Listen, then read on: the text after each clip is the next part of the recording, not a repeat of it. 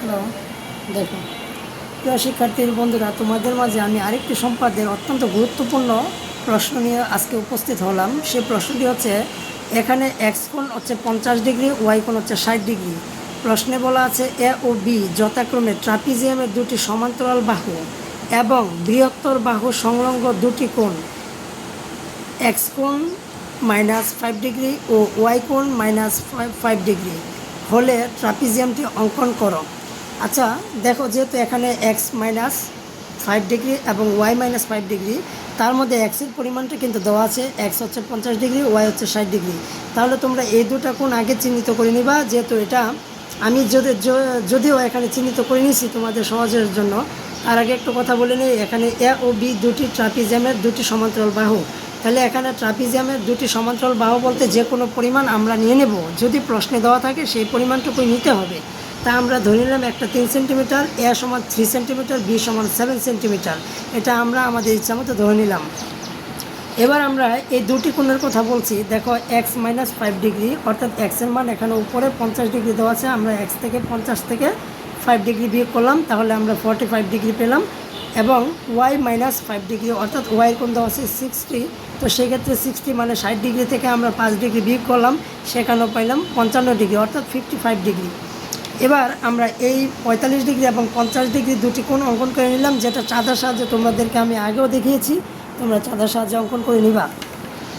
এবার আমরা ট্রাপিজিয়ামটি কীভাবে অঙ্কন করতে হয় সেটা একটু ভালো করে খেয়াল করি। যদিও আমি এটা আগেই অঙ্কন করে ফেলছি, তারপর আমি তোমাদেরকে খুব ভালোভাবে বলবো যেন তোমরা খুব সহজে এটা বুঝতে পারো এবং নিজেরা আমার এই ভিডিও দেখে বুঝতে পারো কিংবা অঙ্কন করতে পারো।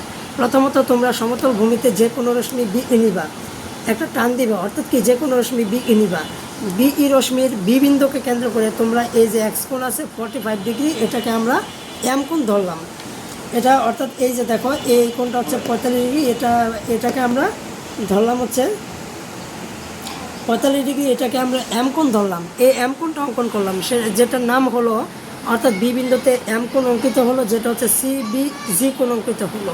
এবার আমরা প্রথমত কি করলাম, প্রথমত আমরা এই বি বিন্দুতে আমরা এই এক্স কোণটি, অর্থাৎ কি এই প্রথম যে কোণটি আছে 45 ডিগ্রি কোণটি অঙ্কন করলাম। এবার বিই রশ্মির বি বিন্দুকে কেন্দ্র করে আমরা 7 সেন্টিমিটার, অর্থাৎ বি বাহু সমান ব্যাসার্ধ নিয়ে এবার বিসি অংশ কেটে নিলাম।